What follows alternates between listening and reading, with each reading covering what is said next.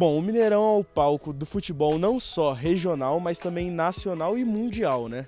Exatamente, mas acontece que no primeiro semestre de 2023 ele não foi esse palco tão importante assim e, na verdade, mal recebeu jogos, né?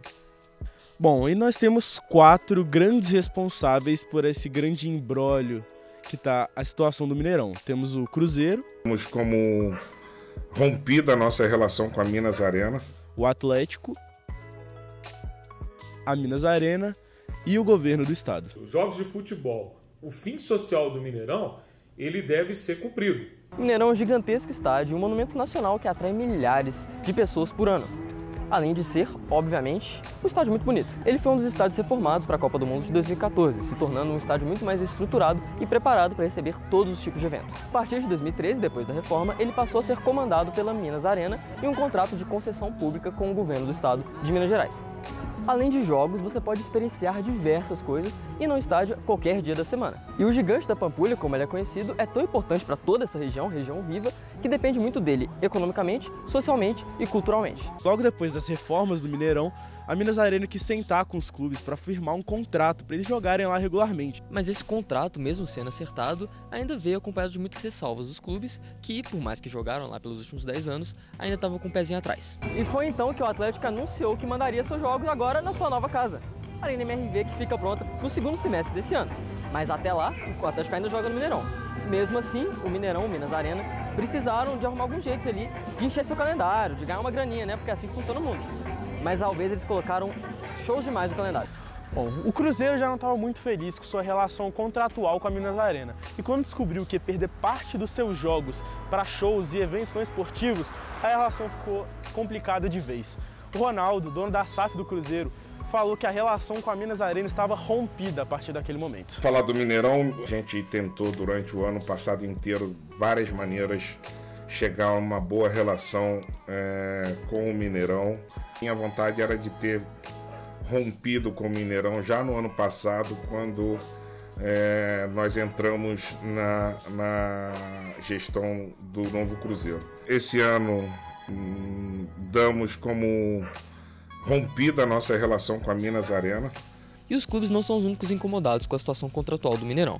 Inclusive, o dono do estádio, que é o governo do estado de Minas Gerais, começou a questionar a situação.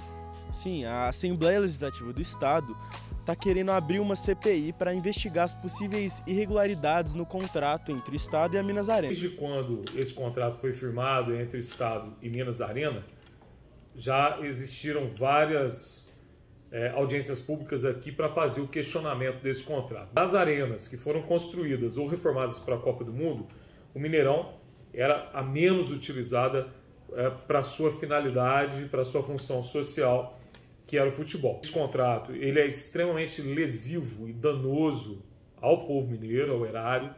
Levantamos uma série de documentos que comprovam que ao longo dessa história há uma compensação financeira para a Minas Arena que nós não achamos justa, inclusive com o desvio de recursos da saúde, desvio de recursos também daquilo que é compensação minerária, que é o CEFEM. O professor Clayton, que é um dos relatores da possível CPI, também explicou mais ou menos algumas questões monetárias entre o Estado e a Minas Arena. Vamos imaginar o seguinte: primeiramente você tem um Mineirão que custou aproximadamente 650 milhões.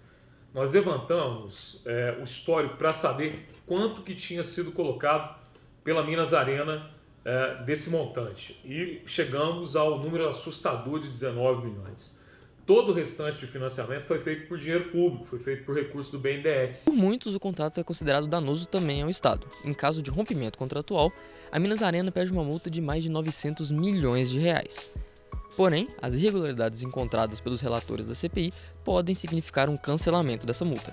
E independente dessa situação toda política do estádio, é fato que o Mineirão continua priorizando shows, mas mesmo assim, o Atlético conseguiu jogar algumas partidas lá, mas sofreu bastante com as condições deixadas pela Minas Arena para o clube jogar.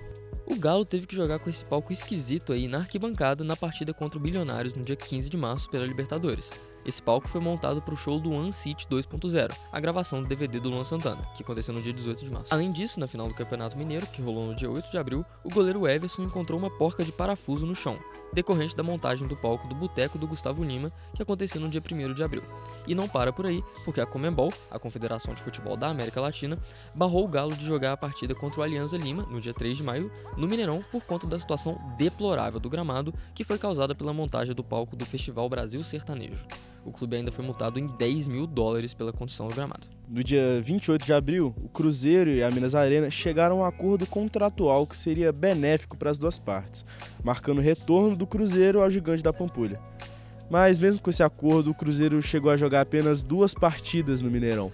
A situação ruim do gramado também obrigou o Cruzeiro a trocar o seu mando de campo. Chegou até a jogar na Arena do Jacaré, em Sete Lagoas, contra o Cuiabá, no dia 22 do mesmo mês. O calendário de eventos também interferiu em um dos maiores espetáculos mineiros. O clássico entre Cruzeiro e Atlético teve que ser disputado no Parque do Sabiá, em Uberlândia, a mais de 500 quilômetros da capital mineira, já que o Mineirão estava reservado para o evento só track boa e o Independência já estava sendo usado pelo América. Essa montagem e desmontagem dos palcos e a grande circulação de pessoas gerou um dano ao gramado. Vários jogadores, inclusive, reclamaram das condições de partida. E um estádio de futebol foi feito, para futebol. Então é importante lembrar que o diretor da Minas Arena, o Samuel Lloyd, chegou a falar em uma coletiva de imprensa no final de 2022 que 70% da renda do estádio vem do esporte, enquanto os outros 30% vêm de shows e outros eventos.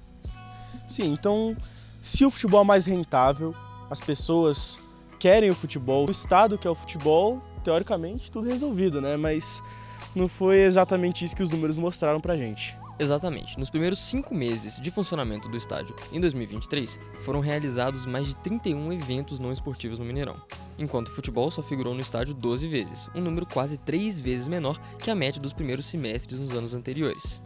Bom, os dados de 2013 a 2021 mostram que o número de jogos permaneceu estável até 2020, enquanto o número de eventos não esportivos apresentou um crescimento gradual.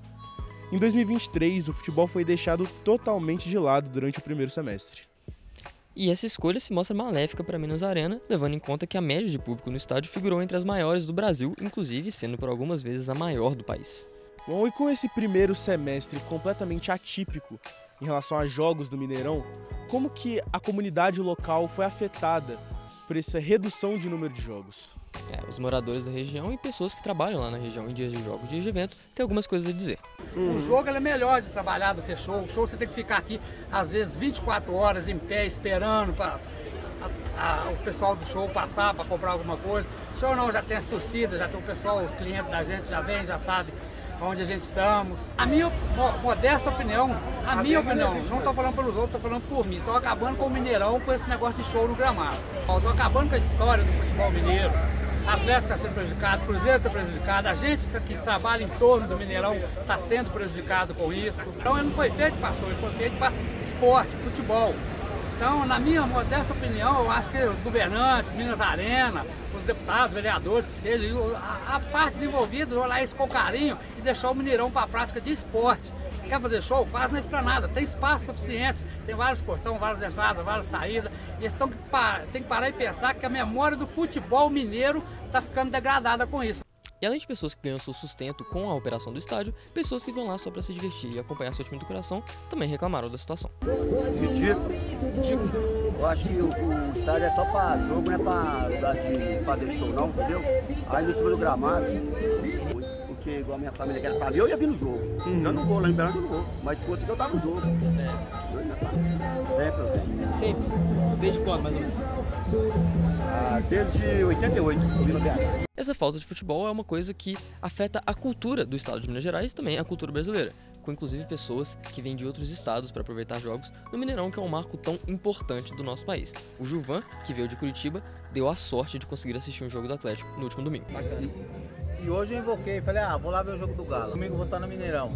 Falei, eu quero sentir a emoção de perto lá no Mineirão lá. Eu já passei ali, eu já passei no Mineirão, mas jogo eu nunca assisti, né? Sim. Mas eu tô contando as horas pra chegar lá, pra falar a verdade. Deve ser uma sensação única, né? Sim. Ver aquela multidão lá gritando, ixi. Bom, e com essa história toda, a gente percebeu que o primeiro semestre de 2023 não foi típico pro futebol mineiro, né? Exatamente, né? Foi toda uma situação com o Mineirão que atrapalhou o futebol mineiro, brasileiro e até sul-americano.